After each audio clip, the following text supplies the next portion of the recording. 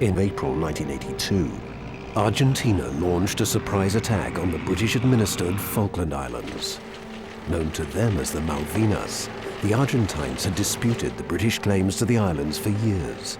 But now, with the junta needing to distract the population from a deteriorating internal situation, it made its move. British retaliation on a military front was seen as almost impossible because of the huge distance between Britain and the islands.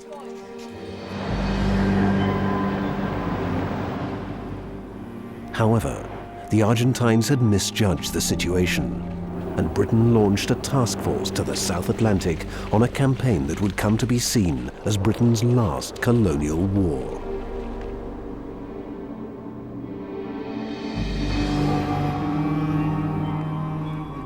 By the end of May, the British had established themselves back on the islands and had their first land victory at Goose Green.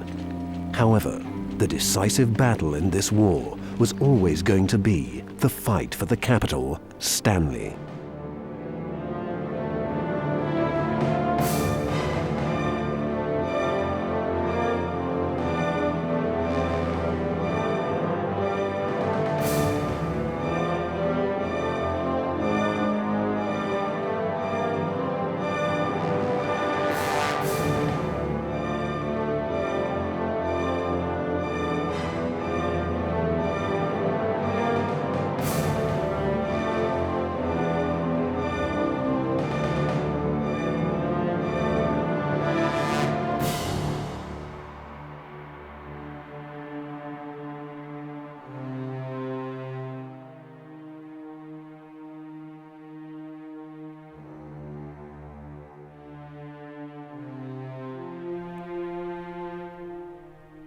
As dusk fell on the 29th of May 1982, a heavily armed Argentine fighting patrol trudged along the banks of Moody Brook between Mount Longdon and Two Sisters and passed through the western outposts of the Argentine Port Stanley defenses. They now checked their weapons, tightened the straps on their equipment, and moved cautiously along a jeep track towards the lower slopes of Mount Kent, the 1,700-foot high peak which dominated the Port Stanley area. These men were older than the 18-year-old conscripts who comprised the bulk of Argentine forces in the islands.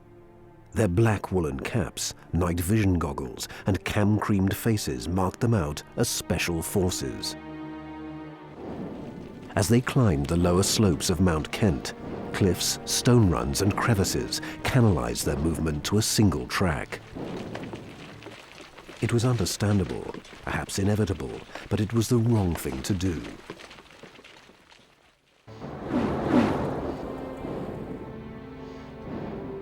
Suddenly, the slopes were bathed in the brilliant flickering light of parachute flares. And the silence was shattered. Argentines fell dead and wounded. It should have been a rout, but these were professional soldiers, not teenage conscripts. Recovering from their surprise, the Argentines fought back all night long. With dawn approaching and their ammunition almost gone, they pulled back to the safety of the Stanley perimeter, leaving 8 of their comrades behind, of whom 2 were dead.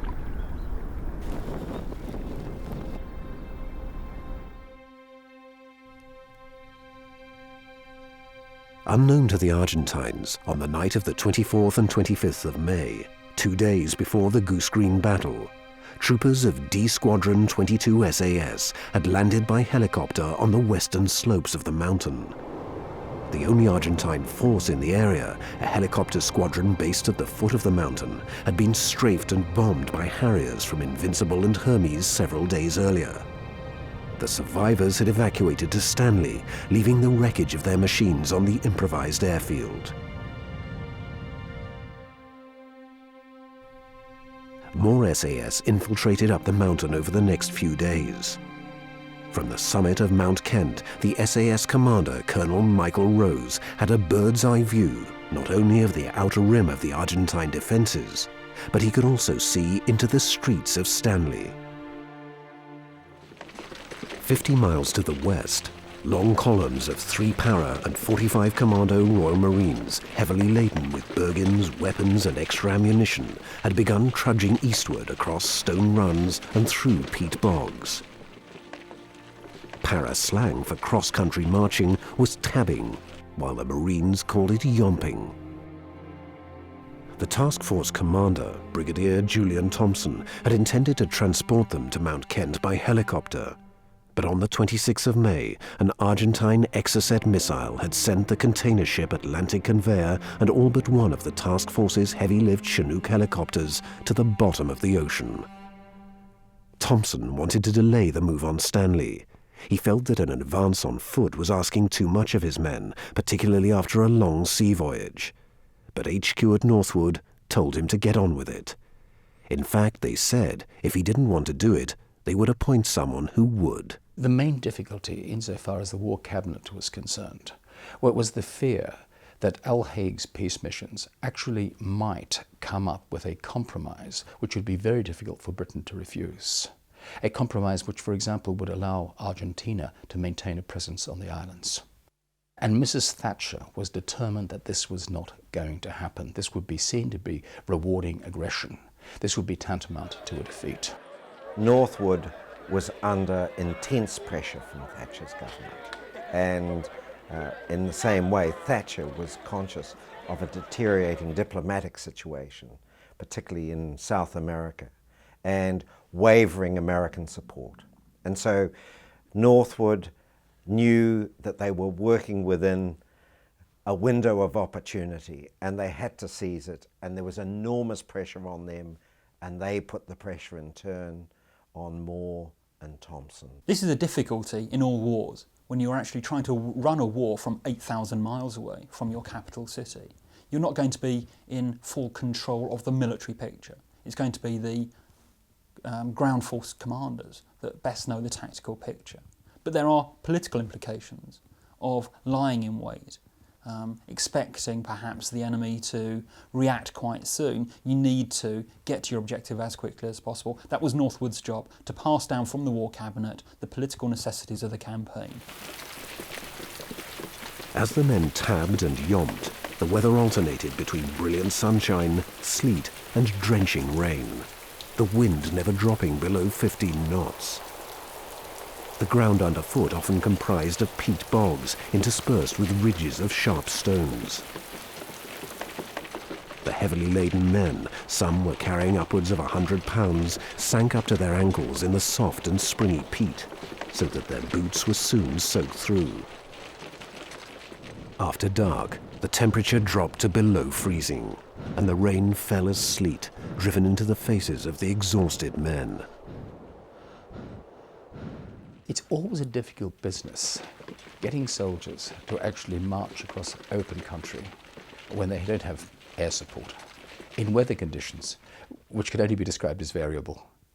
You're going to expose your troops to the wind, the rain, the elements, and there's absolutely no guarantee that at the end of the march you're going to be able to let them dry off, you're going to be able to resupply them, you're going to be able to keep them.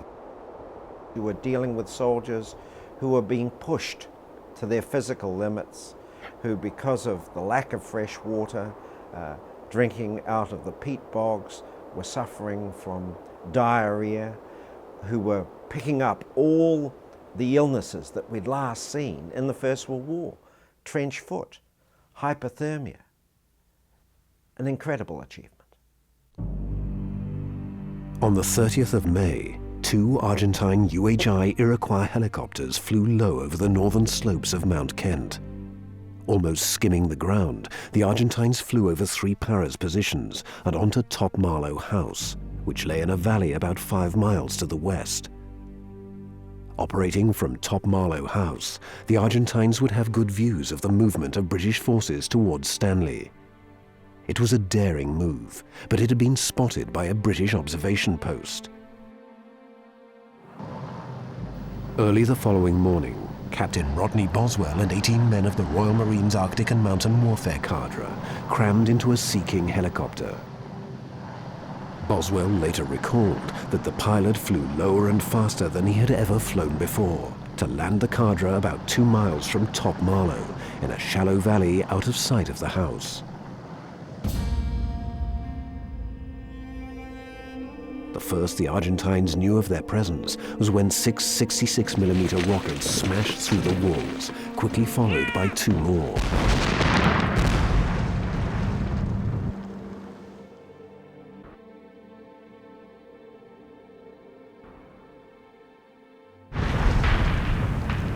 An Argentine sentry opened fire, wounded one of the cadre, but was himself shot by a Marine with a sniper's rifle.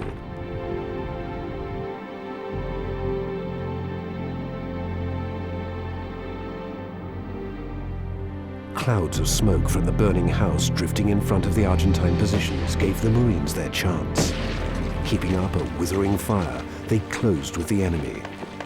After a few minutes, the Argentines had had enough. They stood up and threw down their weapons. The Marines had lost 3 wounded, the Argentines 5 dead and 12 captured, of whom 7 were wounded.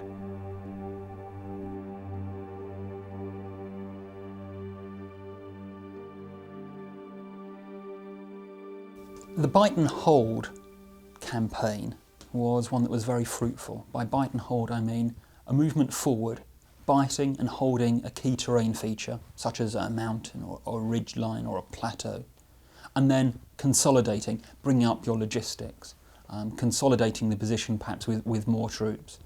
That was absolutely essential and of great importance to the British, and they do that very successfully. Mount Kent and Malo House are a very good example of that.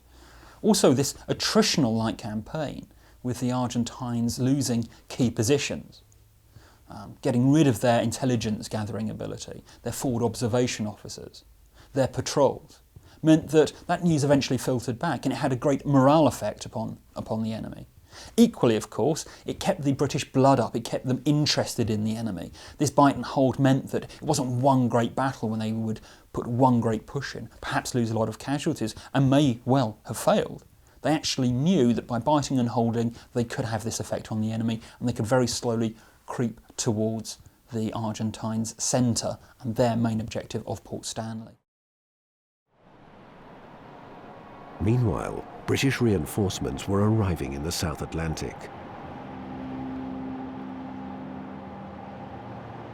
On the 30th of May, 5 Brigade, which had sailed from Southampton on the 12th of May aboard the QE2, anchored off Grytviken in South Georgia and cross-decked to Canberra for the 700-mile voyage to the Falklands. On the 1st of June, 5 Brigade began landing at San Carlos.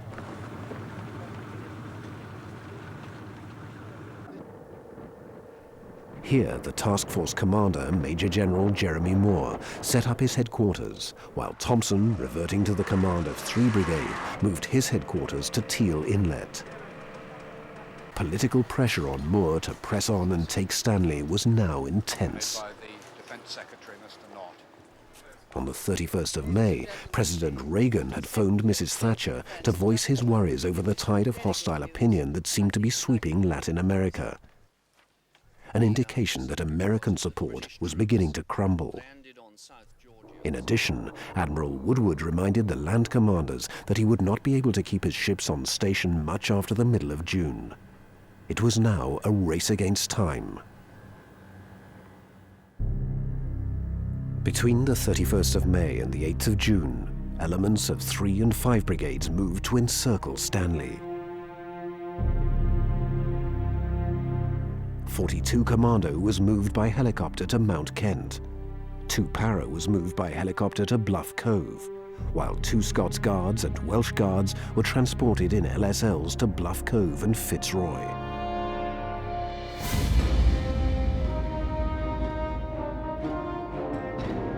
Through a combination of errors of judgment and plain bad luck, 2 companies of Welsh Guards remained on Sir Galahad while she was at anchor in Fitzroy for more than 5 hours on the 8th of June. All the time under observation from Argentine-occupied Mount Harriet, only 10 miles away.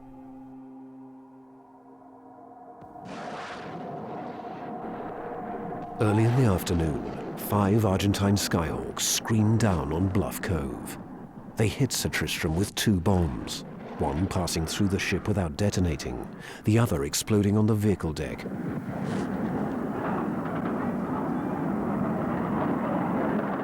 Most of the Skyhawks concentrated on Sir Galahad.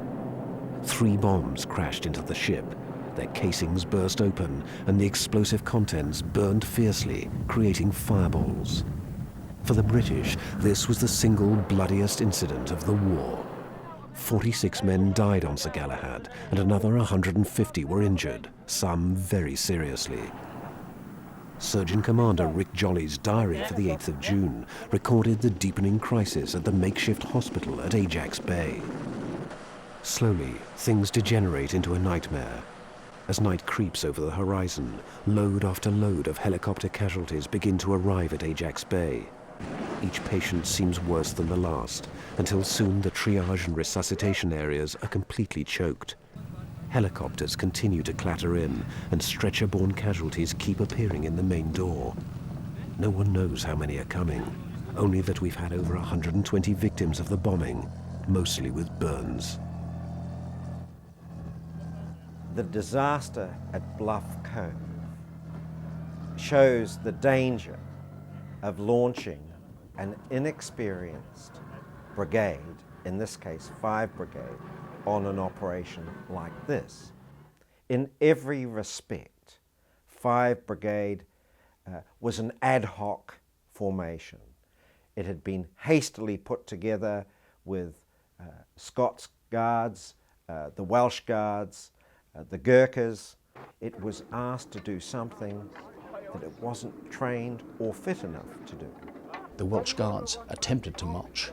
They'd just come straight from ceremonial duties in London, and it was simply beyond them. They really needed the same sort of training that the Paras and the Marines had had before they were subjected to such an environment.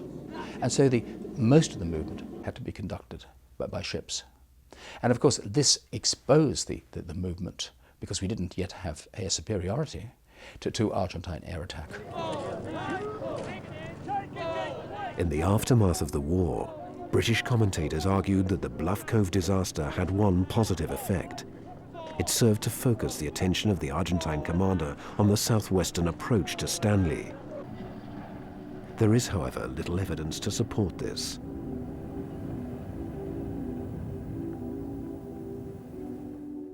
By the 10th of June, Menendez's forces were in all-round defense. The 25th, 6th and 3rd Regiments were stationed along the coast to deal with a direct amphibious assault on Port Stanley. The Argentine 7th Regiment had dug in on Longdon and faced directly west.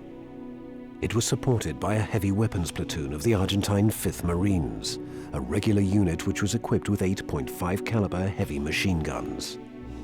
To the south, the remainder of the 5th Marines had dug in on Tumbledown, while to the southwest, the 4th Regiment had dug in on Mount Harriet and Two Sisters.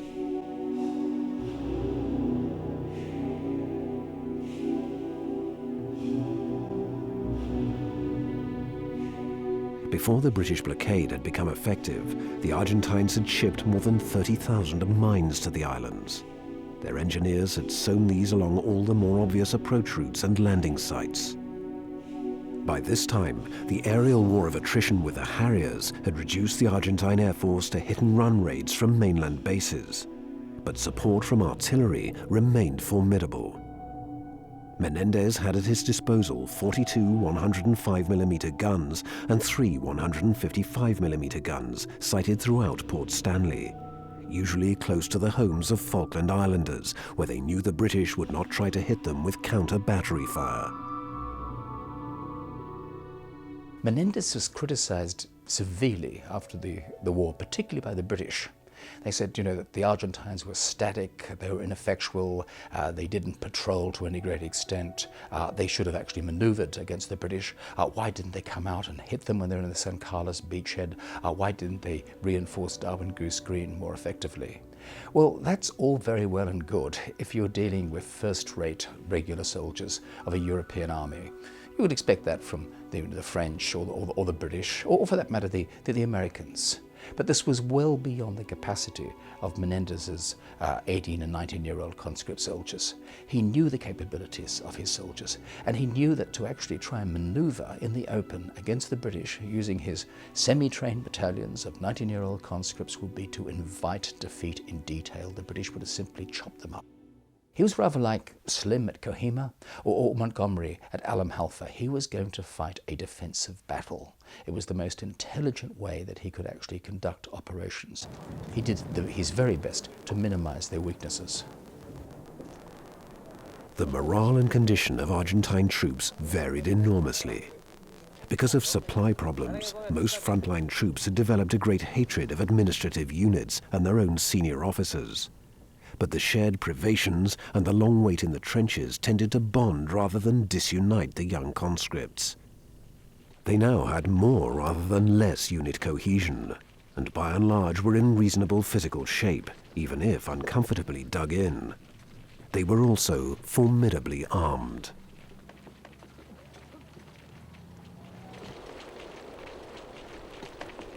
By the evening of the 10th of June, the British were ready to attack.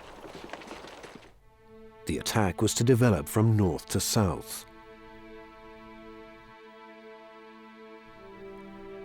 At 2000 hours Zulu, 3 Para was to move on Mount Longdon. At 2030, 4-5 Commando was to assault 2 Sisters, while at 2100 hours, 4-2 Commando was to attack Mount Harriet. 3 Para's commander, Lieutenant Colonel Hugh Pike, had been studying the problems of taking his objective, Mount Longdon, for some days. From the Para's positions from the western side of the Murrell River, Mount Longdon appeared to be a peak about 500 yards wide, rising to a crest which towered almost 500 feet over the surrounding moorland. From the eastern side of the peak, a narrow ridge some 300 feet high ran back 2,000 yards to a second peak, beyond which lay Wireless Ridge and Port Stanley.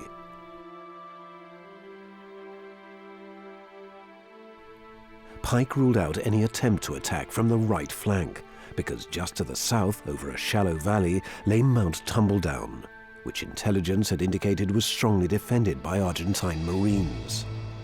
The alternative, an attack from the north, seemed a better prospect, though the northern side of Mount Longdon was steep, in some places ascending in sheer cliffs 100 feet high. Pike decided that he would try a silent approach at night from the north and the west, in the hope that his Paras would reach the lower slopes of Longdon before the Argentines detected them. From his forward observation post, Pike could see that Longdon was a formidable natural obstacle, but he could not see how truly terrible it was.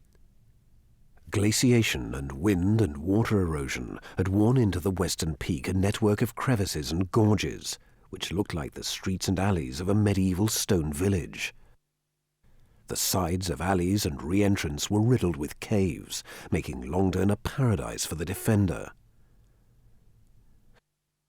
More than 300 Argentines were dug in on Longdon, including a reinforced platoon of the 5th Marines. When 3 Para's A and B companies crossed the start line and began their advance, every man was sure that success depended on achieving surprise. Thick clouds obscured the moon, and the high wind drowned out the sound of their footsteps and the occasional clank of poorly secured equipment.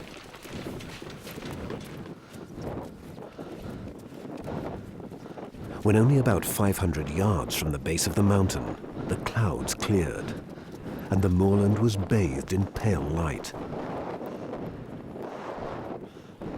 They pressed on for another 400 yards or so, scarcely able to believe that Argentine lookouts had not spotted them. At this point, Corporal Brian Milne, a 4-platoon section commander, stepped on a mine, which blew off his foot.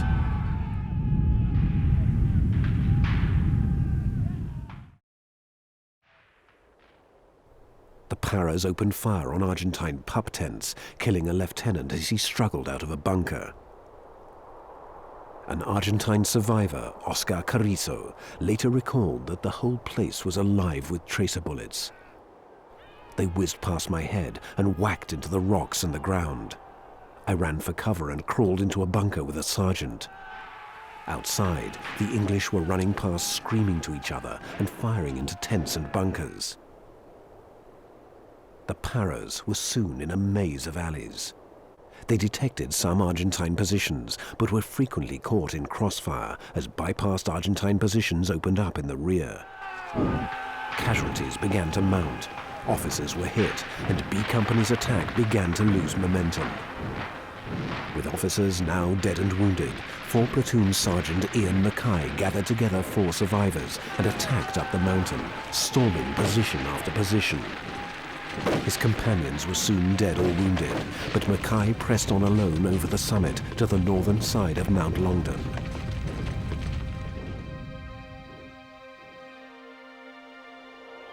His body was found the following morning, surrounded by dead Argentines. He was to receive a posthumous Victoria Cross.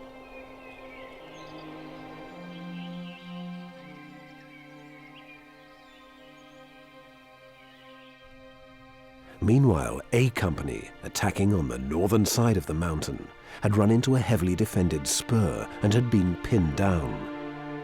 Pike withdrew A Company, called in artillery support, and pushed them through B Company. The Paras began moving again, firing anti-tank rockets directly into Argentine bunkers, and then storming them with grenade and bayonet. Remorselessly, they hacked their way upwards until they controlled the western peak. They now moved towards the eastern peak, intense fire from Tumbledown to the south forcing them to keep to the northern side of the ridge. The Argentines kept up a heavy bombardment for the next 36 hours, which severely tested the nerves of the exhausted Paras. Taking and holding Longdon, the Argentines' best defensive position, cost the Paras 23 dead and more than 50 wounded. Though some conscripts had given up without a fight, most Argentines resisted tenaciously. The majority of the 50 prisoners taken by the Paras were wounded, and the British found at least 50 dead. The Argentine conscripts often fought to the bitter end, and there is a certain myth that he just needed to see a British soldier and would lay down his weapon. This is especially the case when he was cornered. If he had no possibility of fighting his way out of a situation, then he would often fight to the death, his own death or the death of those that were trying to overwhelm him.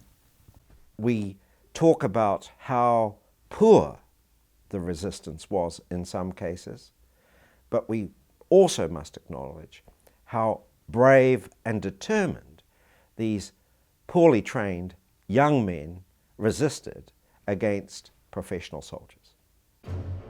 To the south of Mount Longdon, the Royal Marines of X, Y and Z companies of 4-5 Commando had crossed the Malo River about half an hour after 3 Para had begun its advance and moved towards 2 Sisters. This ridge, with its western and eastern peaks, was potentially a very strong position, along which some 300 Argentines with mortars and heavy machine guns had dug in. The Marines' commander, Lieutenant Colonel Andrew Whitehead, intended that X Company should put in a frontal attack on the westernmost peak to attract the attention of the defenders, while Y and Z companies came in from the north and hit the Argentines in the right flank. But the advance of X Company soon fell behind schedule. It took 6 hours for them to move into position, rather than the 3 their company commander had estimated.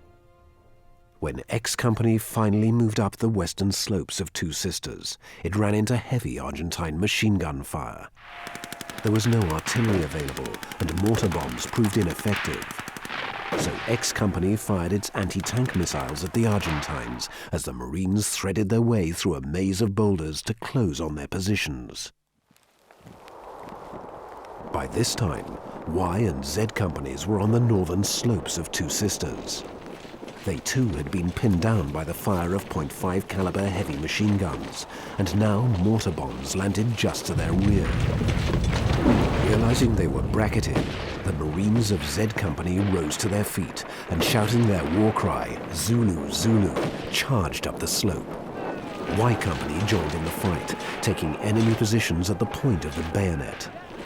Many of the defenders now panicked, and about 250 fled towards Tumbledown. They had suffered 10 dead and 54 wounded. 1.5 miles south of Two Sisters lay Mount Harriet, from which the Argentines could dominate the southwestern approach to Port Stanley. Lieutenant Colonel Nick Vaux, the commander of 4-2 Commando, decided to launch a diversionary attack due west with J Company, while he sent 4-2 Commandos K and L companies on an outflanking march across heavily mined terrain to the southeast. The diversionary assault by J Company was something that was meant to attract the Argentine attention, whilst another 2 companies then moved in and caught them by surprise. Also, of course, the surprise element came from the fighting that was going on at Mount Longdon. A lot of Argentine troops were actually watching that fight and allowed the British to, if you like, creep up on them. And of course they were completely surprised when the Royal Marine Commandos came crashing through the rocks and in amongst them. And they panicked. And there was resistance, but it was pretty ineffectual resistance. And they ran. And they didn't run to the east, to the safety of Port Stanley. They ran to the west. And of course they were boxed up into a canyon at the western end of Mount Harriet. And there, of course, they were trapped by fire from Mount Challenger, from the Marine fire base. In all, the British took 250 prisoners and found a further 10 dead in the rocks. 4-2 Commando had suffered just 11 casualties, of which only 1 was a fatality.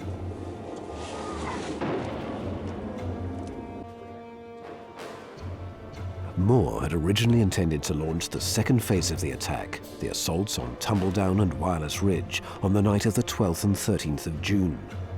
But Brigadier Tony Wilson, commander of 5 Brigade, requested a 24-hour delay to enable his officers to conduct more detailed surveys of their objectives. Moore was only too happy to grant an extension.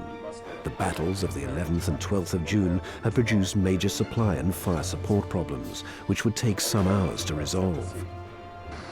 On the evening of the 14th of June, 3 battalions moved to resume the attack.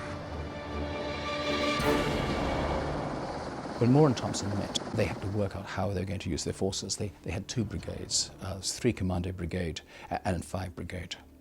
Now the problem with 5 Brigade is that it had never trained before as a brigade, and at least 2 of its battalions, the Scots Guards and the Welsh Guards, had been on ceremonial duties. They had not been trained up for this sort of operation. Nevertheless, these sorts of operations are often dictated not simply by purely military considerations, but also by military politics. And it was very important that all the battalions down there were given at least 1 crack at the enemy. But there are also other reasons as well, practical reasons, that those battalions, the Gurkhas, the Scots Guards and the Welsh Guards, have got an awful lot of fighting left in them, whilst the commandos and the paras have actually been exhausted in crossing and fighting the inhospitable terrain of East Falkland on their way to Stanley. So the final battles are really fought as a joint effort between the 2 brigades. And I think that really does reflect the way in which the division had been fighting ever since they actually landed at San Carlos and indeed Fitzroy. The main effort this time was to be by 5 Infantry Brigade, with 2nd Scots Guards assaulting Tumbledown and the 1st and 7th Gurkhas following through to Mount William, which was a spur stretching southeast of Tumbledown.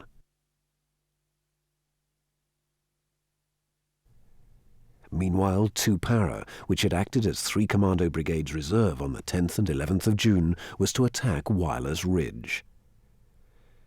The initial plan was to go in again the next night, but 5 Brigade were not ready. They needed more time, and so it was delayed another 24 hours. And this time you had the Scots Guards going in for Tumbledown, the critical area, defended by the cream of the Argentinian force. The Gurkhas going through for Mount William, but key to it all was Tumbledown. If you took out Tumbledown, the rest of the jigsaw puzzle would fall apart.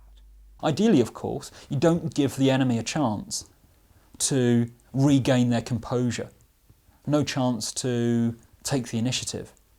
But pure tactical and military necessity meant that they had to build up the resources to strike a final blow towards Port Stanley. They did that extremely well, but it did take time. Tumbledown Mountain was a rocky ridge beginning 3 miles west of Stanley and extending 1.5 miles further west. The northern edge of the ridge ended in steep cliffs, making any assault from this direction difficult. The approach from the southwest was much easier. Tumbledown and Mount William were the keys to the defense of Stanley from any attack from the west or southwest. Consequently, it was here that Menendez had dug in his best unit, the 5th Marines, who could call on very considerable artillery support positioned only some 5 miles away. G Company had been creeping up the western end of the ridge without being detected, and succeeded in occupying about 1/3 of Tumbledown. Major John Kisley's left flank company then took over and for 30 minutes continued the advance unopposed. About halfway along the ridge, they ran into the main Argentine positions. Hit by a wall of fire, they went to ground, unable to move. Kisley attempted to call down artillery, but his efforts were unsuccessful. It was very dark that night. The wind was howling. It was intensely cold. Kisley recalls that eventually he managed to get through to the gunners, and eventually a shell came in. But he recorded that instead of the deafening crash he'd been expecting, there was a rather apologetic little plop. And he realised at this point that fire support was going to be problematical. There was no forward observation officer. He'd actually just gone astray. He couldn't be found. And what John Kisley tries to do is to wait 3 hours to try and find out exactly what has happened to him, but also to use his own initiative to get his men to bring up some firepower themselves, some Milan, for example, to deal with the problems themselves. And it's only when they do that that after 3 hours they actually get the momentum going again. Kisley sent his 13 platoon to collect up as many rocket launchers and machine guns as they could find and work their way along the left flank. With Kisley in the lead, 14 and 15 platoons attacked.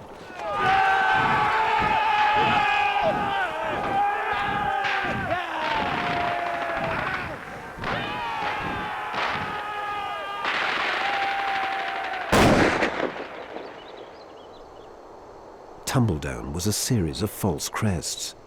As they reached one, another appeared. In this manner, they covered another 800 yards. Positions were overrun, prisoners were taken, and Kisley had to detach more and more men to escort them to the rear.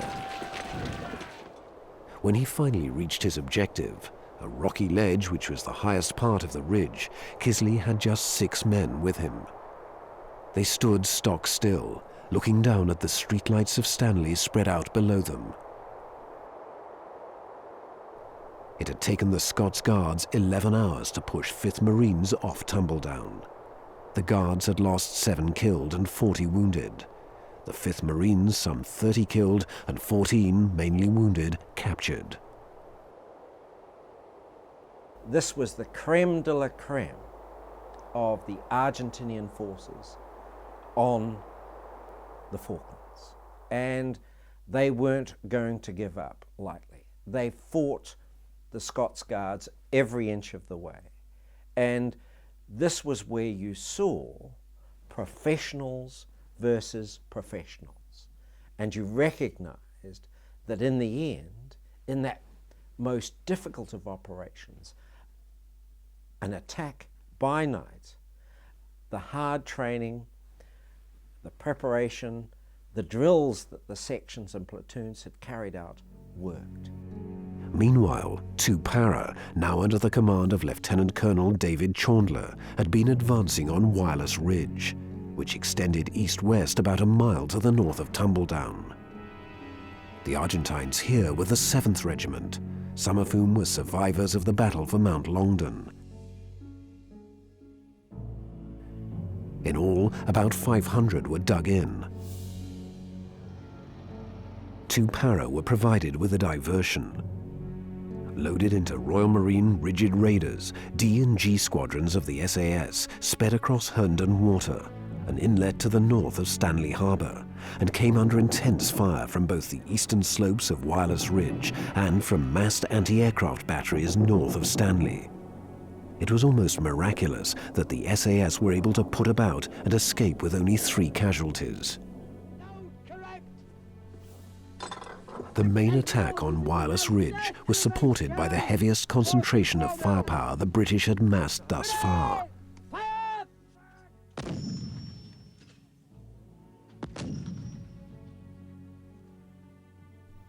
During the course of the battle, British field artillery pumped 6,105mm shells onto Wireless Ridge, while 2 frigates lobbed about 600 4.5-inch shells onto the eastern slopes.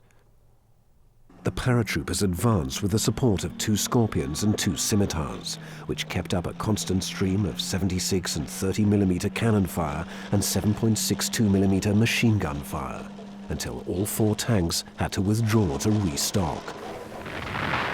All the mortars of 3 Para were attached to those of 2 Para and kept up a near-continuous arc of bombs, while a machine gun platoon firing in support expended more than 40,000 rounds and came close to burning out 3 general-purpose machine guns. Under this weight of fire, Argentine morale cracked. 2 Para met little resistance until D Company reached the highest part of the ridge. Even here, the battle was soon over. The paratroopers lost 14 men, 3 of whom were killed. Nearly 100 Argentine dead were found in positions on the ridge, and another 37 mainly wounded were taken prisoner. The remainder of the Argentines were now fleeing in broad daylight down the track to Stanley. To the British, it was suddenly clear that the Argentines were collapsing. 2 Para pursued the fleeing mass off Wireless Ridge, while an SAS team infiltrated onto Seal Point near Stanley Harbour directed artillery fire to speed them on their way. To the southwest, the Gurkhas advanced up Mount William and were disappointed that the Argentine garrison had left. In a daring move, 4-5 Commando were lifted by helicopter to Sapper Hill, the last position before Stanley on which defence was possible, and occupied it without resistance. For Menendez, it had been a long night. At first, he believed that his forces had defeated an armoured thrust from the southwest and an amphibious assault from the northeast. But with the dawn had come the realization that despite a still considerable superiority in firepower and manpower, he was not going to be able to hold the British.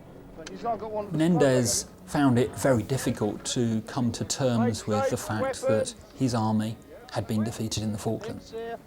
And this is, of course, not something that is unique to Menendez.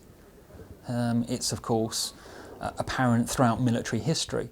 When commanders are faced with inevitable defeat, the possibility that they could be overrun and slaughtered is very difficult for them to come to terms with that, especially when all eyes are on them. And of course he talks to Galtieri regularly on the radio. He tries to get instructions from Galtieri. He also wants reassurance that if the worst does come, if he has to surrender Puerto Argentino, that his surrender will be regarded as honourable. And of course this is a reassurance which Galtieri will not give him. And Menendez, on the morning of the 14th of June 1982, was a man who felt utterly alone. He felt abandoned. And once you feel that way, you have no loyalty to anyone else. You have no loyalty to a higher authority. Your loyalty becomes only to your poor soldiers who have been unable to keep the British at bay. At about 1100 hours, he spoke by radio to Galtieri, who told him it would be dishonourable to surrender while he still had the physical means of resistance. An SAS team monitoring the conversation heard Menendez break down. "I cannot ask more of my troops after what they have been through. We have not been able to hold on to the heights. We have no room. We have no means. We have no support." Having just been deserted by his president, Menendez turned almost gratefully to the Spanish-speaking British officer on another radio link and agreed to meet Moore's emissaries that afternoon. After preliminary negotiations, the surrender was signed at 21:15. It was absolutely crucial during the Falklands campaign that the British paid due care and attention to their logistics. They were coming 8,000 miles to the South Atlantic. An awful lot depended upon how they got the materials they required from Britain onto the Falkland Islands. Also, of course, once they got there, how they transported those resources from the beachhead to where they needed to be. But there is no evidence to suggest that they were at logistic breakdown by the middle of June. The real danger was the sustainability of the ships. Admiral Sir Sandy Woodward recorded quite clearly what his situation was. The ships were literally being battered to pieces by the South Atlantic winter. It was that dreadful combination of ice and salt water, which was degrading the effectiveness of communication systems, degrading the effect of the early warning systems. And he knew that the time at which he would have to say, "Sorry guys, I'm going to have to go back to Ascension Island, to a warmer part of the ocean, because I simply can't sustain my ships in these conditions down here," was rapidly approaching. The estimate was that perhaps they could stay on station for another 5 or 6 days at the very maximum. And so it was success at the 11th hour in terms of logistic and critically naval support.